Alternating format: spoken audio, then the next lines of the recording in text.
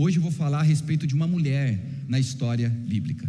E essa mulher na história bíblica, ela nos ensina algumas coisas extremamente importantes para a nossa caminhada. E se você entender, eu acredito que a gente vai ter uma caminhada muito graciosa diante da mensagem. Agora, cá entre nós, tem vezes que a gente chega sorridente, aquele sorriso no rosto, cumprimentando todo mundo, mas ninguém sabe como que está o nosso coração, ninguém sabe como foi a semana, ninguém sabe como que está a vida de fato no casamento, no relacionamento, com a esposa, os filhos, os pais, como que está a nossa vida lá no ambiente de trabalho, como que está a vida no ambiente acadêmico, na escola, na faculdade. Ninguém sabe o que está passando por dentro, e às vezes o que está passando por dentro é um aperto, é uma inquietação, é um desconsolo, é uma solidão. Mesmo você estando cercado de pessoas no seu dia a dia, na sua casa, você se sente uma pessoa extremamente sozinha. E talvez você esteja assim essa noite. E hoje eu quero olhar para a história dessa mulher e pensar um pouquinho como que Deus lida com essa questão.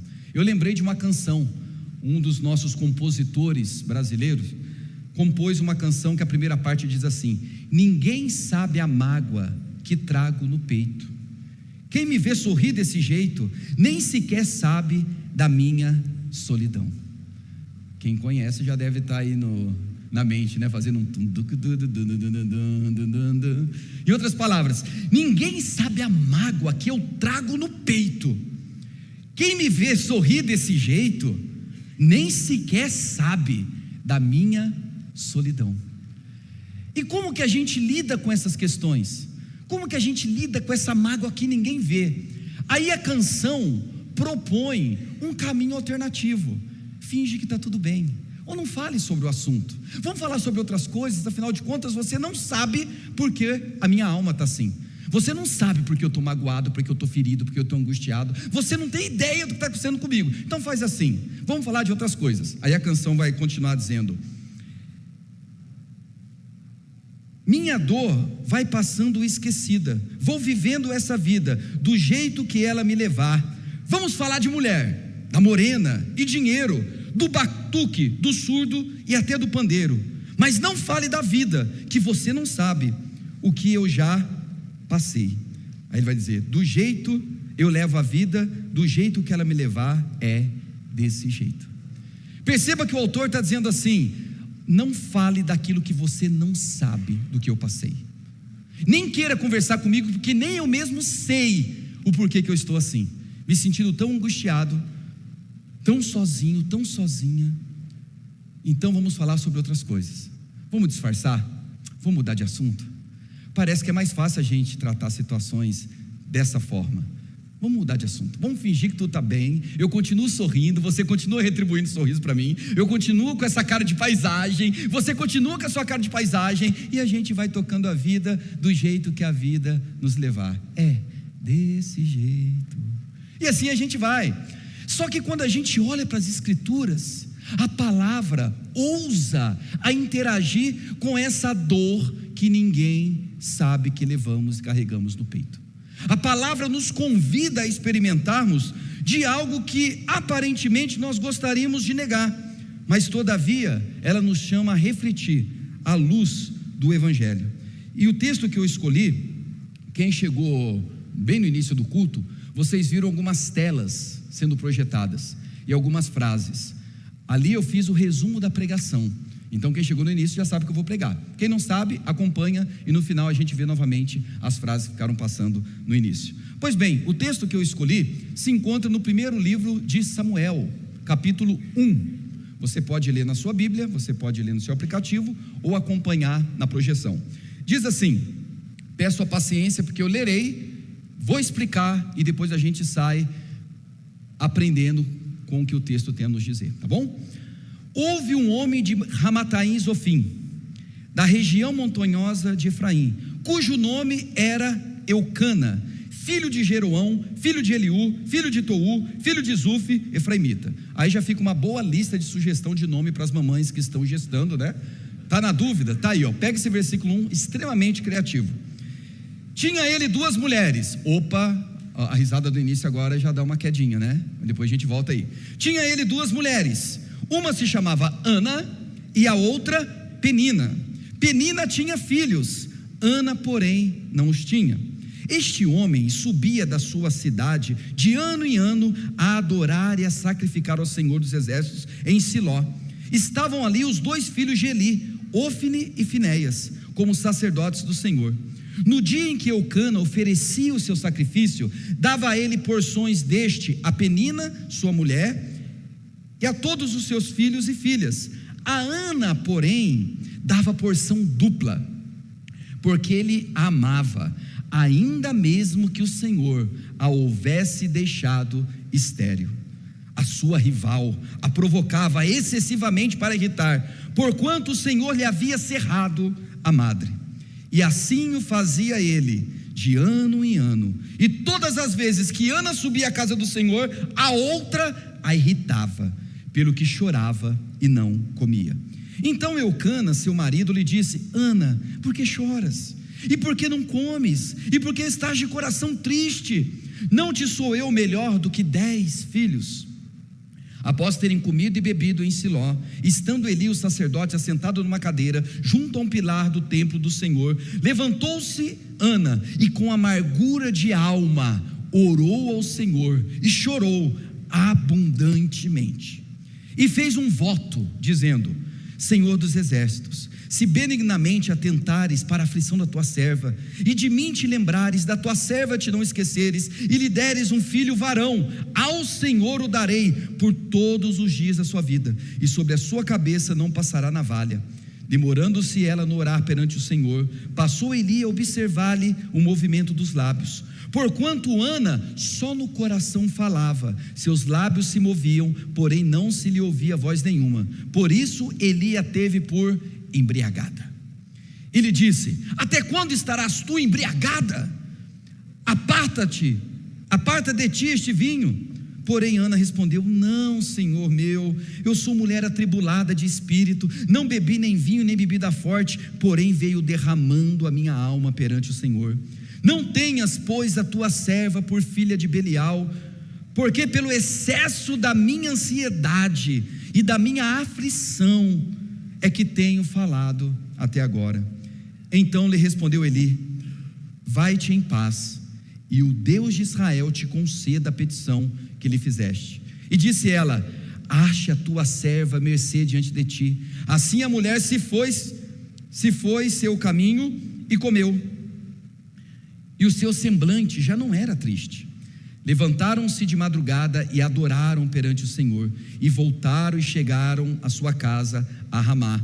Eucana coabitou com Ana, sua mulher, e lembrando-se dela o Senhor, ela concebeu, e passado o devido tempo, teve um filho, a que chamou Samuel, pois dizia: do Senhor o pedi. Subiu Eucana, seu marido, com toda a sua casa, a oferecer ao Senhor o sacrifício anual e a cumprir o seu voto. Ana, porém, não subiu, e disse a seu marido: quando for o menino desmamado, levá-lo-ei para ser apresentado perante o Senhor, e para lá ficar para sempre. Respondeu-lhe Eucana, seu marido: faz o que melhor te agrade, fica até que o desmames, tão somente confirme o Senhor a tua palavra. Assim ficou a mulher e criou o filho ao peito até que o desmamou. Havendo desmamado, levou-o consigo com um novilho de 3 anos, uma efa de farinha, um odre de vinho, e o apresentou à casa do Senhor, a Siló. Era o menino ainda muito criança. Vou explicar para você tudo isso que foi lido. Começa contando a história de uma família. O nome do homem é Eucana, estranho, mas o nome é masculino, Eucana. E ele tinha uma esposa chamada Ana. E ele também tinha uma segunda esposa, uma outra mulher, que chamava Penina. A Penina tinha filhos, mas a esposa mesmo, que era Ana, não tinha filhos. E esse texto ele é muito importante ao falar sobre essa família e sobre essa criança que vai nascer de forma miraculosa, Samuel, porque esse texto é um texto de transição. Até então a história do povo de Israel era governada por juízes. E quando você lê o livro de Juízes, lá tem uma frase que se repete, um versículo, constantemente, que as pessoas viviam conforme o seu próprio coração. Cada um fazia aquilo que achava melhor. E com isso, Juízes conta um tempo muito caótico, de altos e baixos, e mais baixos do que alto na história de Israel. Saindo desse tempo de Juízes, agora com o nascimento do filho de Ana e Eucana, que vai ser Samuel, inaugura-se um novo tempo na história de Israel, que é o tempo da monarquia. Ele vai ungir Saul e ungir Davi. Assim começa o reinado monárquico na história de Israel. Mas por mais que esse texto tenha essa função de transição, e ele também aponta para Jesus, depois você vai entender no final da mensagem, é um texto que fala de um drama, de uma vida de gente como a gente, uma família que vive um dilema, o dilema de uma mulher que olha para Deus, que adora a Deus, que vai ao templo, e o dilema dela é o seguinte: Deus sendo tão poderoso, majestoso, podendo me dar algo legítimo, que é ter um filho, afinal de contas não ter um filho naquele tempo era uma grande tragédia para a história de uma família e para uma história de uma mulher, até porque tinha a expectativa de ser o ventre do Messias, mas não apenas gerar o Messias, mas tem a ver com sobrevivência. A mulher naquela cultura, a esperança basicamente se encontrava na família e os filhos que vêm guardá-la ao longo do tempo. Então Ana tem esse dilema: Deus é poderoso, majestoso, amoroso, por que que Ele não me concede um filho? Por que que Ele não faz esse milagre em mim? E é algo legítimo, eu não estou pedindo algo superficial, não estou pedindo algo corriqueiro, algo banal, eu estou falando a respeito da sobrevivência do meu clã, da sobrevivência da minha genealogia.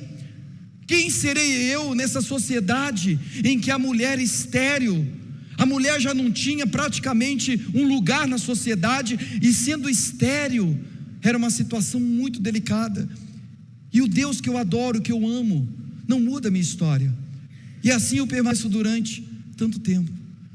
Esse dilema não é apenas de Ana, é o nosso dilema, porque tem muitas coisas que são legítimas, e Deus pode fazer, e Ele nos ama, mas de repente não acontece, e esse dilema pode se tornar um drama, a partir do momento que aquilo não acontece. Como que nós respondemos à vida? Como que nós agimos a partir disso? E aí apresenta o dilema de Ana, que é o nosso dilema, e ao mesmo tempo o drama de Ana. Ainda pensando sobre esse dilema, eu gostaria muito de ter uma resposta específica para você e para mim. Quando é que Deus fala sim? E quando é que Deus fala não? E quando é que Deus fala, espera mais um pouco, tenha paciência, ainda não é o momento. Algumas coisas que você nem entende precisam acontecer para que depois isso venha acontecer na sua história. Temos um manual que nos fale quando é que Deus fala sim, ou como fazer Deus falar sim. Talvez Ana, durante bom tempo da sua vida, quis ter uma resposta assim: será que a minha história está fadada a ser estéril? Será que eu nunca vou ter a experiência de ser mãe? Deus vai mudar essa história ou não vai? Esse é o nosso dilema, e nós não temos uma resposta. Se Deus vai fazer, ou se Ele não vai fazer, ou se Ele vai fazer, mas não no tempo que nós gostaríamos que fizesse. Tem algumas coisas que a gente sabe que Deus não faz, que é muito explícito na palavra dele. Você, por exemplo, pegando esse contexto, se Penina orasse dizendo assim, trazendo para o nosso tempo, se ela fosse, eu vou explicar por que ele tinha duas mulheres naquela cultura, mas trazendo para a nossa, suponhamos que Penina fosse a outra, e aí Penina falasse: Deus, eu amo tanto Eucana, mas ele é casado com Ana, e eu vejo que a relação deles não é muito legal. O Senhor podia mudar essa história, sei lá, mata Ana, leva Ana, ou faz eles divorciarem para que eu tenha a oportunidade de casar com Eucana. É o tipo de oração que Deus nem dá atenção. Deus vai falar: oxe, você está falando sério? É isso mesmo? Eu lembro uma vez que eu fui visitar uma determinada religião, e talvez à medida que eu for falando você vai associar. E nessa religião, muitas pessoas que participam ali do ritual são pessoas que incorporam entidades. E eu estava ali, era crente já, eu fui lá para poder orar, para poder evangelizar, e fui mesmo, acredita? Não fui para aprontar e falar, mas não, fui lá para orar lá dentro. E estava ali no meu canto, e de repente começou todo aquele movimento, pessoas incorporadas. E uma dessas que estava incorporada se aproximou de uma senhora que estava do meu lado, e aquela pessoa incorporada disse assim: eu sei o que você quer, eu sei o que você veio fazer aqui. Você quer que eu acabe com o casamento dela, não é isso? Eu ouvindo aqui, falei, meu Deus. E nisso da fé, eu não acreditava muito nessas coisas, né? Não, eu acreditava assim, mas eu queria ter mais experiência com essas coisas. E aí eu falei, nossa, o negócio é mesmo, né? E aí a mulher falou, é ela mesmo. E eu quero que você acabe com o casamento dele, acabe com o casamento dela, porque eu quero ele para mim. E aí a entidade começou a bater um papo, eu já não me interessei tanto, eu cheguei para o lado, falando que há um preço para que aquilo acontecesse. Pois bem, tem coisas que Deus fala não, que nem adianta você orar. E aí você precisa conhecer o que a palavra diz a respeito do que Deus explicitamente fala não. Se para você o não de Deus não é suficiente, você pode tentar usar as suas forças e dar o seu jeitinho, mas eu vou te dar uma triste notícia, sempre acaba mal. Ou você pode procurar outras religiões que propõem esse tipo de caminho. A fé cristã, a fé bíblica, a que eu estou propondo para a igreja que nós queremos ser, tem coisa que Deus fala não, e não adianta você assim tentar de alguma maneira negociar com Deus. Mas tem coisas que são legítimas. E aí vem aquela pergunta: Deus, é um sim? É um não? Ou é um talvez? Ou é um espera um pouco mais? Nós não temos resposta para isso. Ana não tinha resposta para isso, mas contudo, ela tem alguns passos que vale a pena a gente pensar para poder assim dar esses mesmos passos. Mas voltando ao texto, então nós temos essa família, Eucana casado com Ana e tinha Penina, ou seja, ele tinha duas mulheres. Aí você pode falar assim, então na Bíblia é válida a bigamia, poder ter duas mulheres. A Bíblia então valida a poligamia, quando fala que Davi, Salomão, teve tantas mulheres, tantas concubinas. Um segredo que eu quero revelar para você: existem relatos da Bíblia que assim são feitos, que não significa que Deus esteja legitimando ou aprovando, está apenas relatando como era na época. E mesmo sendo algo que Deus não aprovava na época, Deus, na sua infinita misericórdia e sabedoria, interage com aquele contexto, trazendo graça, misericórdia, proteção. Nós temos o modelo de Gênesis falando: deixará pois o homem pai e mãe, unir-se-á a sua mulher, e os dois formarão uma só carne. Ou seja, esse projeto do Gênesis, aí espertinho, você pode falar assim, mas é lógico, naquele tempo só tinha Adão e Eva, não tinha outra mulher para não escolher, né? Só que Jesus, em Mateus capítulo 19, quando está falando a respeito de família, de casal, de separação, de tudo isso, ele vai retomar o princípio da criação do Éden, e vai falar exatamente isso. O apóstolo Paulo, orientando a liderança da igreja, provavelmente naquele tempo havia muita bigamia, poligamia, ele vai dizer: olha, o bispo tem que ser marido de uma só mulher. Então o projeto de Deus é um projeto monogâmico, não é um projeto de bigamia ou de poligamia. Só que a gente tem esses relatos na Bíblia. Se você ler, por exemplo, na lei, você vai perceber Deus falando a respeito da concubina. Aí você podia falar assim, Deus poderia dizer: manda embora. Naquele tempo um homem, quando tinha uma concubina, havia algumas razões.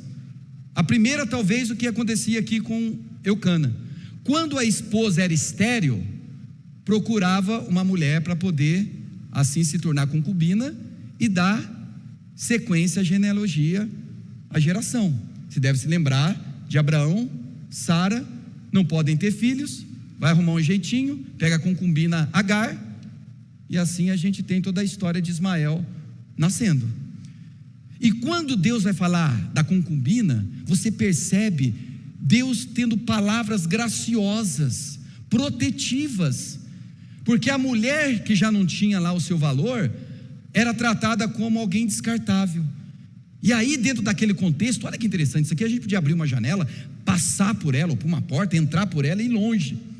Deus em nenhum momento aprova e fala para que haja bigamia, poligamia, mas até nesse cenário Deus pensa na mulher que é concubina e poderia ser maltratada, abandonada, descartada, usada, e nós vamos ter leis que protegem até a concubina. Olha que interessante isso, né? Mas deixa eu fechar essa porta aqui, porque se a gente entrar, a gente vai longe da pregação. Qual que é o contexto? Eucana casada com Ana, ela não tinha filhos, mas a concubina, Penina, tinha. E sempre que eles iam como família adorar a Deus em Siló, e as porções do sacrifício eram distribuídas para que todos comessem, o texto vai nos falar que Ana era muito amada por Eucana, e Eucana, mesmo Ana não podendo dar filhos, a amava muito mais, e dava porção dupla para ela. Só que a outra, Penina, a sua rival, que morava dentro da casa, que fazia parte da família, irritava, provocava, enchia a cabeça dela. E com isso, nós vemos no texto que Ana não conseguia nem participar do momento de adoração, comendo a sua porção. Tamanha era a angústia, a tristeza, o choro. Aí Eucana percebe aquilo e fala assim: Ana, por que você vive tão triste, tão abalada, tão angustiada, tão ansiosa? Por acaso não é o meu amor por você superior a de 10 filhos? Olha que declaração linda da parte de Eucana. E aí depois dessa declaração, o texto diz que ela se levanta, e eles vão para adorar, e ali ela vai derramar a sua alma perante o Senhor, ela vai orar, chorar na presença de Deus, clamando pelo socorro do Senhor, e faz um voto, vai dizer: Deus, se o Senhor me der um filho, esse filho não vai ser meu, vai ser teu. Não vai passar maquininha na cabeça dele, não vai cortar o cabelo, não vai fazer a barba, não vai tomar bebida, nada. Isso aí chama voto de nazireado. Ou seja, o meu filho vai ser teu. Quem esteve aqui numa das pregações, eu passei um vídeo do The Chosen mostrando João Batista. Lembra como João Batista era? Cabeludo, parecia o homem das cavernas, né? E biblicamente devia ser daquela forma mesmo, cabeludo, barbudo, porque ele era um nazireu. O nazireu não cortava o cabelo, não fazia barba, não tomava nenhum tipo de bebida. Era um voto que poderia ser temporário ou para a vida toda. Normalmente quando se fazia para o filho, tinha um certo tempo. Dá a entender que Ana fez o voto para Samuel para sempre, dizendo: se o Senhor me der, esse filho vai ser teu. E diz o texto que ela está ali orando, clamando, chorando. Aí o profeta, o sacerdote, melhor dizendo, Eli, ele olha, percebe que ela está ali balbuciando alguma coisa, vai achar que ela tomou uma pinguinha, está chapada, e vai falar assim: cria vergonha na cara, mulher, você está desse jeito, nesse estado, na presença de Deus, tome tento. Ela fala: não, meu Senhor, não estou embriagada, na verdade eu estou aqui chorando na presença de Deus. E aí ela fala, eles conversam, e o sacerdote Eli vai dizer: que o Deus de paz conceda a tua petição, que Deus te abençoe, minha filha, vai embora. E diz o texto que ela sai dali com o coração e o semblante diferente, ela sai jubilosa, sai alegre, sai contente. E ao sair daquele contexto, diz o texto, que ela vai adorar a Deus, e depois de adorar a Deus, volta para casa. E quando volta para casa, o que os dois vão fazer à noite? Colocar uma musiquinha romântica, um Djavan, e vão namorar. E diz o texto que eles namoraram, e Deus se lembrou e deu a ela um filho. Nasceu. Só que agora aquilo que parece ser uma coisa tão maravilhosa poderia ser um segundo drama. Nasce a criança, mas é uma criança sobre um voto. Aí ela vai dizer: essa criança é do Senhor, vou esperar o tempo de ser desmamada, lá para os 2, 3 anos de idade. Aí ela leva, e aquela criança vai viver agora como sendo um profeta em Israel. Ela pede um filho, Deus concede um milagre e dá a ela um profeta que vai mudar a história da nação, um profeta que vai ungir o rei Davi, do qual descende o filho de Davi, Jesus o Messias. Olha como Deus vai muito mais além do que ela imaginava. E depois que ela entrega o filho a Deus, se a gente continuasse a leitura, ela tem mais 5 filhos. Aí coisa boa, aí Deus abriu a madre, aí foi filho, né? Foi 5, 3 homens e 2 mulheres. Bem, dito tudo isso, o que a gente pode aprender de forma resumida? Esse capítulo 1, ele tem 5 divisões, 5 partes.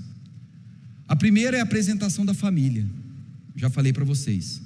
A segunda parte fala da dor de Ana, que mesmo tendo um esposo que amava, mas pelo fato dela não ter aquilo que ela tanto queria e era legítimo, a alma daquela mulher era uma alma angustiada, abatida, ansiosa, amedrontada, terrorizada por aquilo que não se tinha.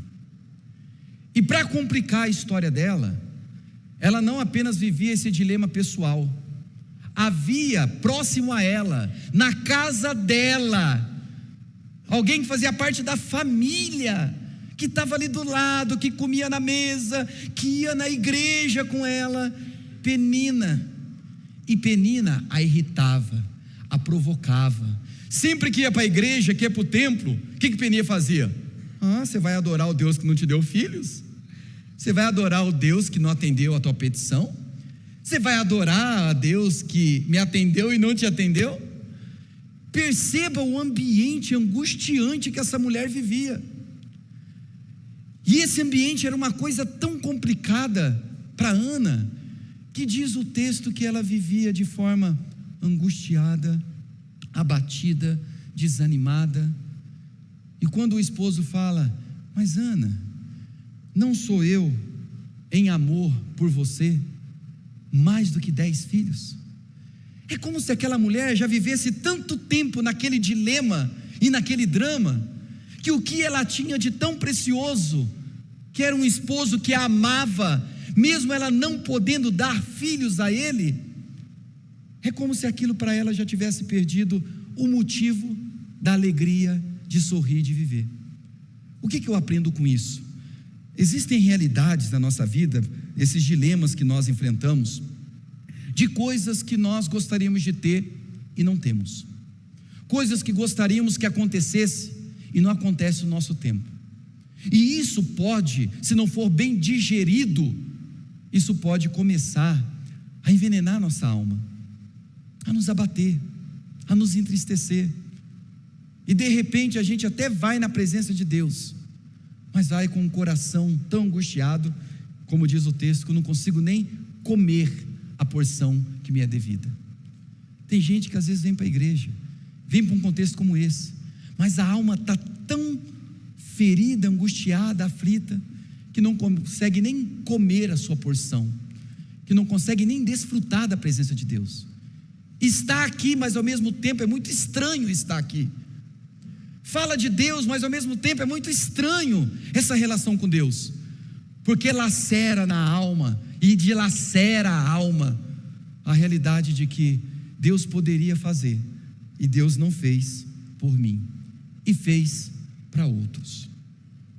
Resultado disso, a gente passa a não valorizar, a menosprezar e desprezar as coisas boas que nós temos.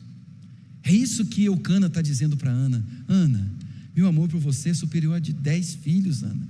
Olha o quanto eu te amo, eu estou aqui, por que você está vivendo dessa forma? E é isso que acontece quando a gente não tem o que a gente gostaria de ter, sabendo que Deus pode dar e Deus não dá, Deus não deu, a gente passa a menosprezar o que Deus já deu, a gente passa a desvalorizar as outras bênçãos de Deus. Existe uma frase que diz assim: tudo aquilo que você foca, expande. E se você passa a focar o que você não tem e condicionar a tua vida àquilo que você não tem, é uma grande ilusão achar que focar tanto pode atrair para você. Mas talvez o focar tanto, ao invés de atrair para você, como muitas vezes é ensinado, vai na verdade aumentar no teu coração a ausência e a carência daquilo, ao ponto de você menosprezar, desprezar o que Deus já te deu. E o tempo vai passando, e a nossa alma vai se tornando cada vez mais abatida e entristecida. E pior, quando gente que convive com a gente, ao invés de ser apoio, se torna um instrumento de provocação. Gente que talvez a gente esperava algum tipo de apoio, afinal de contas, Penina foi acolhida naquela família. Ela é uma concubina, ela foi acolhida na família. Ao invés dela ser talvez um instrumento de paz, de alegria, de celebração. Ana, você não tem filho, mas os meus filhos trate como se fossem seus. Vamos viver essa história, mas não. Penina, diz o texto, que a irritava constantemente. E às vezes esse é o seu dilema, é o meu dilema, é o nosso dilema. Gente próxima da gente, que se torna um instrumento de abatimento, de provocação, de irritação. E às vezes não é gente distante, é gente do nosso convívio, gente da família, gente da igreja, gente que quer te irritar, gente que zomba, gente que provoca, gente que não gosta de você. Com Penina, com Ana, estava dentro da casa dela. Talvez muitos aqui poderiam dizer: olha, muito parecido com a minha história. Dentro da minha casa tem peninas, dentro da minha casa tem gente que parece que vive em função para me irritar, que não pode me ver bem, que vai arrumar um jeito de me deixar mal, que vai arrumar um jeito de criar algum falatório para me irritar, para me tirar do sério. Parece que tem gente que gosta de ver a gente mal, porque quando a gente está mal, a gente se iguala à pessoa, e ela não consegue lidar com a tua alegria, com o fato de você ser amado, de ser amada, e se torna um instrumento de irritação, de provocação, de zombaria. Bem, o que fazer diante disso? O texto vai dizer que Ana tem uma reviravolta, que Ana, ela levantou-se e com amargura de alma orou ao Senhor. A segunda parte desse texto, ou a terceira parte, vai falar como que Ana responde a essa angústia, a esse desprezo, a essa irritação. O que ela faz com isso? Bem, ela podia se tornar pior do que Penina, é um caminho. Vou ensinar para Penina com quantos paus se faz uma canoa, esse é o ditado, né? Vou ensinar para Penina, está me irritando? Eu posso fazer, por exemplo, o que Sara fez com Agar, vou mandá-la embora, vai embora, pega a tua criança e vai embora. Poderia ser esse caminho, poderia ser um caminho de vingança, poderia ser um caminho de violência, poderia ser um caminho de pagar o mal com o mal, mas o texto diz que essa mulher, ela vai à presença do Senhor, e o texto diz: levantou-se Ana. Ela tem uma resposta, ela tem uma postura, e com amargura de alma, o jeito que a alma dela estava, ela ora ao Senhor e chorou abundantemente. Sabe o que Ana fez diante dessa situação que ela não sabia se era um sim, se era um não, diante desse contexto opressivo provocado por Penina e pelo fato de não ter filhos?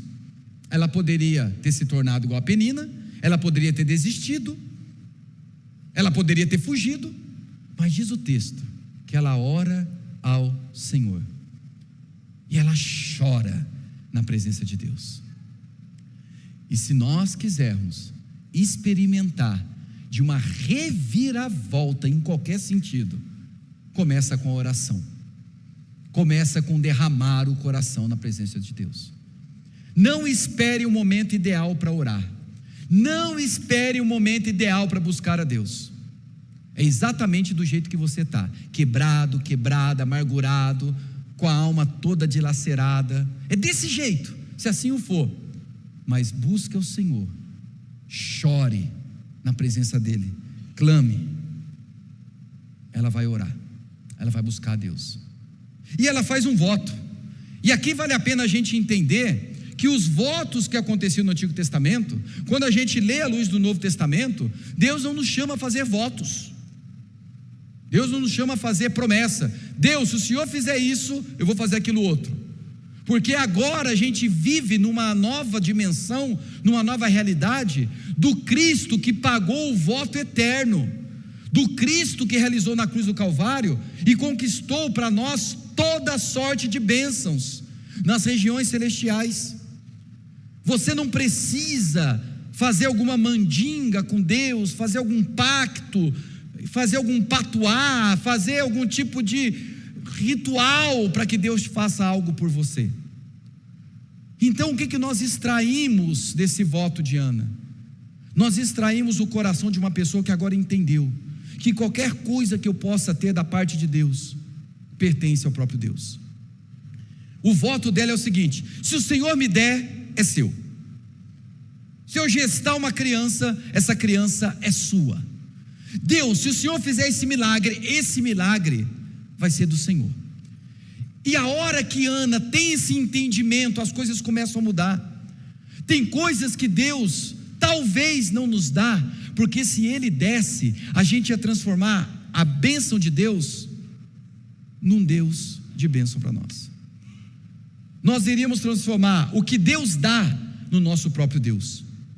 Enquanto você não entender que qualquer coisa que Deus possa fazer por você, qualquer milagre, qualquer provisão, isso tem a ver com a glória dEle e para Ele, você está se colocando num caminho completamente diferente do caminho que Ana sim percorreu, que Ana aprendeu no passar do tempo. Depois de muito tempo, Ana entende isso. E a hora que você entender isso, muita coisa vai começar a acontecer na sua vida. Muita coisa vai ser desenrolada na sua vida.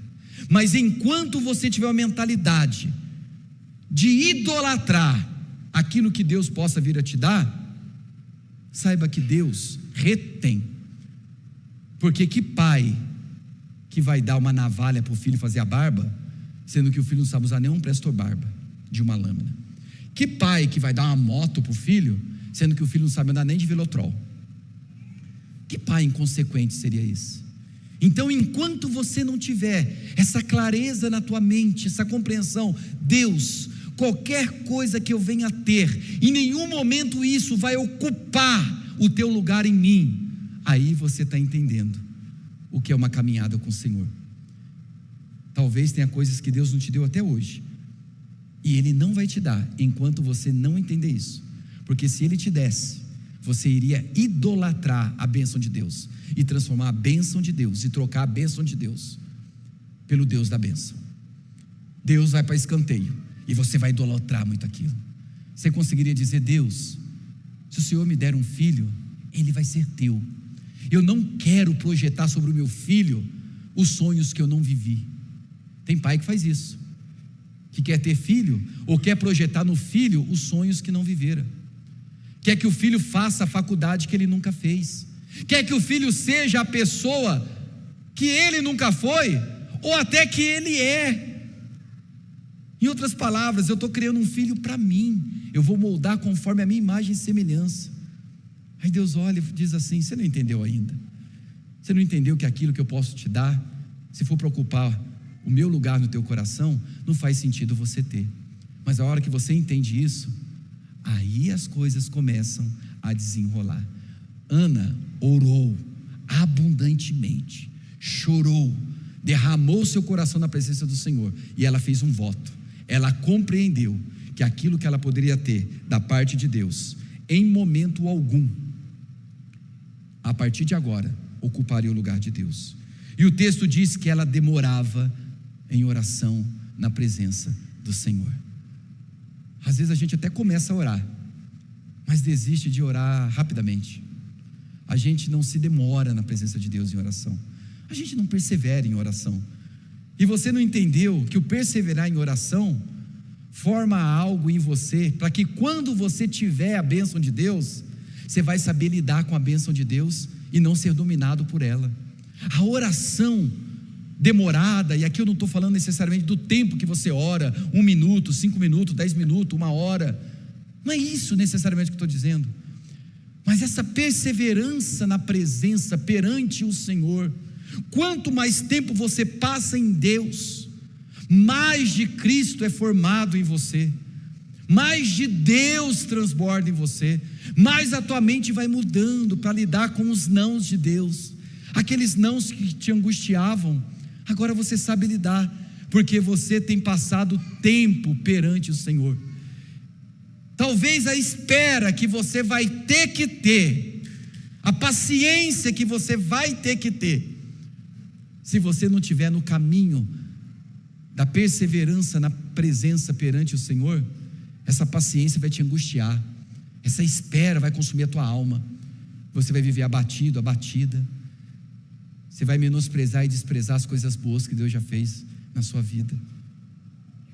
E o texto vai dizer que ali, se detendo em oração, Deus assim manifestou a sua bondade. E quando o sacerdote diz a ela: vai-te em paz, e o Deus de paz te conceda a petição que fizeste, diz o texto que ela se ergue, segue o seu caminho, agora ela come, e o seu semblante já não é mais tristonho como era, e ela vai se levantar e adorar ao Senhor. 2 vezes aparece a palavra levantar, como sendo um ato, um agir. Ela vai comer, ela não vai mais se entristecer, e ela vai adorar, antes mesmo do milagre acontecer. Às vezes a gente fica esperando o milagre acontecer e condiciona essa alegria, esse semblante de fato transformado, à realização do milagre. Ana não. Ana creu antes do milagre acontecer. Ana se levantou e foi adorar antes do milagre acontecer. Você tem essa coragem de começar a agradecer a Deus antes do milagre acontecer? Você tem a coragem de se levantar a partir de hoje e falar assim: Deus, eu não quero mais ficar enclausurado nessa tristeza, nesse abatimento, nessa angústia. Eu vou me levantar, eu vou comer, eu vou viver, eu vou te adorar, mesmo que o milagre não tenha acontecido. Mas eu creio que o Senhor pode fazer o que o sacerdote disse, que o Deus de paz te conceda essa paz e a tua petição. Para terminar, diz o texto que ela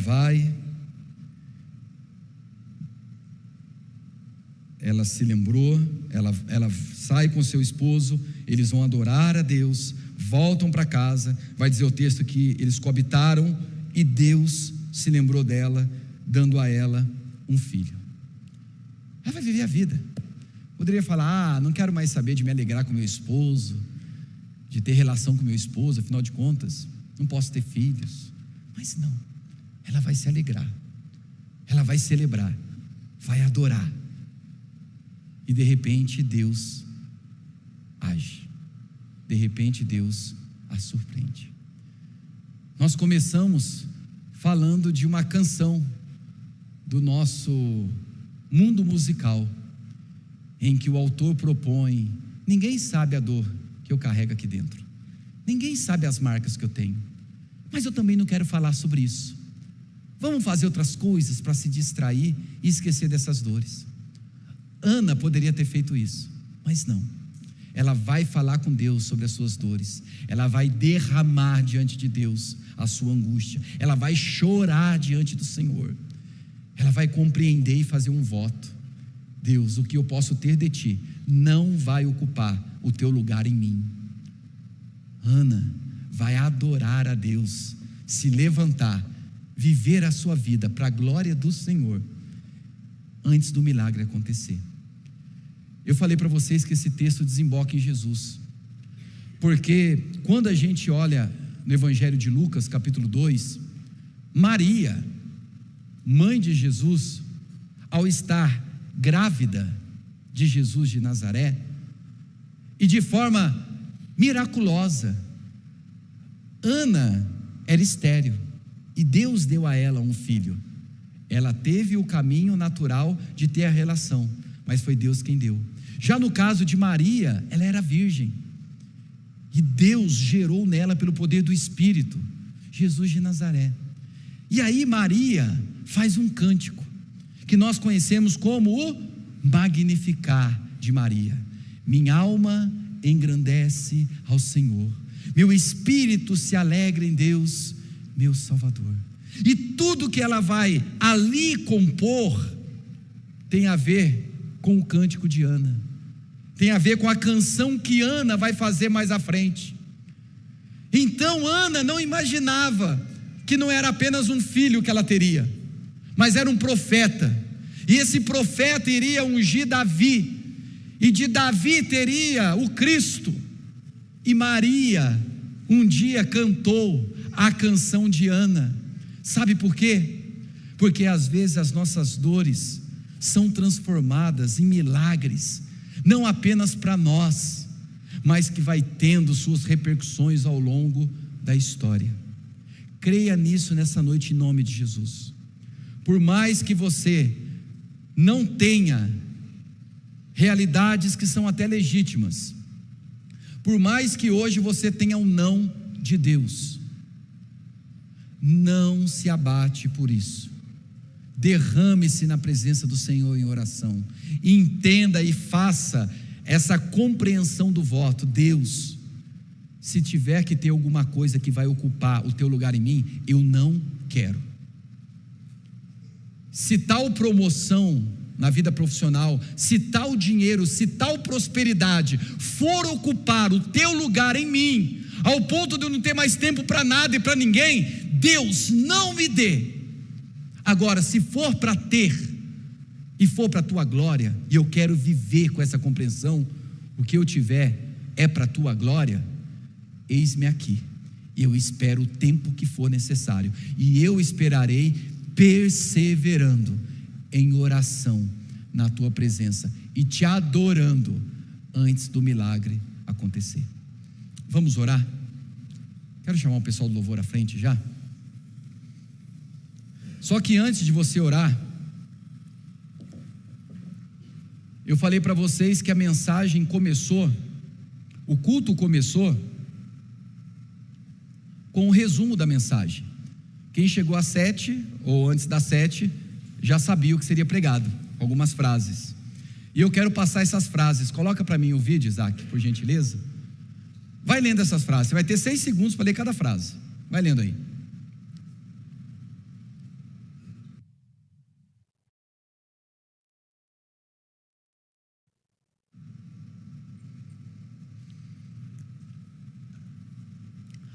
A provocação de pessoas nunca é maior que a atenção de Deus por você. Passou algumas, né? Antes de Deus abrir o ventre de Ana, Ele abriu o coração dela em oração. O milagre começa quando a alma se derrama diante de Deus. A paz de Ana chegou antes do milagre de Samuel. Quem aprende a orar na dor, aprende a confiar na promessa. O que nasce da oração não pertence apenas a nós, pertence a Deus. Ana pediu um filho, Deus levantou um profeta, ele sempre vai além. A oração de uma mulher mudou o rumo espiritual de uma nação.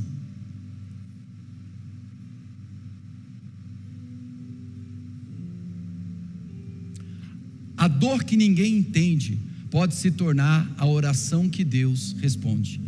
Quem transforma lágrimas em oração, transforma impossibilidades em testemunho. Coloca no -8, por isso que está rápido as frases.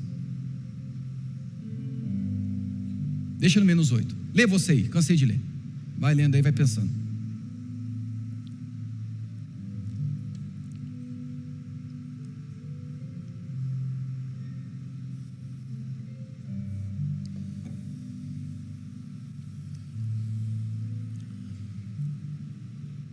vai transformando agora essas frases na sua oração. Ora essas frases agora. Se uma te chamar a atenção, você fala: Deus, eu preciso disso aí. Senhor, faz isso na minha vida. Eu quero que as minhas lágrimas se tornem um grande testemunho. Transforma o meu choro nisso, Deus. Deus, muda a história de pessoas através da minha história. Deus, que a provocação de pessoas nunca seja em mim maior do que a tua própria voz, a tua atenção. Feche teus olhos agora. Senhor amado, quando nós olhamos para a história de Ana, aparentemente seria uma história fadada ao desespero, à tristeza, à angústia. E para complicar a história daquela mulher, tinha próximo a ela uma rival, alguém que queria o seu mal. E não era alguém distante, era alguém próximo. Talvez haja pessoas aqui que, além de enfrentar seus dilemas, suas angústias, convive com gente que quer o seu mal, que quando abre a boca para irritar, para provocar, para humilhar, de forma vexatória, que fica jogando indiretas, que fica insinuando. E isso está ferindo cada vez mais o coração dessa pessoa, ao ponto de estar caminhando, e por trás do sorriso, ninguém sabe a mágoa que carrega no peito. Mas que essa noite, essa pessoa se levante em nome de Jesus. Que essa pessoa venha se levantar e derramar a sua dor, a sua angústia, a sua amargura, a sua ansiedade, o seu problema, a sua carência, a sua falta, a sua petição na tua presença. Que essa pessoa comece uma caminhada de oração jamais experimentada. Que essa pessoa encontre no seu dia tempo de oração, de busca constante, verdadeira, genuína. Que essa pessoa essa noite entenda que há muita coisa que ainda não foi entregue, que há muitos milagres que não aconteceram, porque esses milagres se tornariam deuses para essa pessoa. E enquanto ela não aprender que a bênção de Deus não pode ocupar o lugar de Deus, o Senhor mesmo não concede. E talvez essa pessoa vai brigar de tantas formas para ter, e se tiver de outras formas, vai passar por um caminho tão angustiante do que a própria ausência do que hoje se tem. Jesus, filho de Davi, faz com que essa pessoa se levante essa noite e te adore, e tome a decisão de não permanecer na angústia, na tristeza, e se levante crendo na tua provisão, crendo no teu cuidado, e o adore em espírito e verdade. E o adore em espírito e verdade. Aleluias. Amém, amém, amém.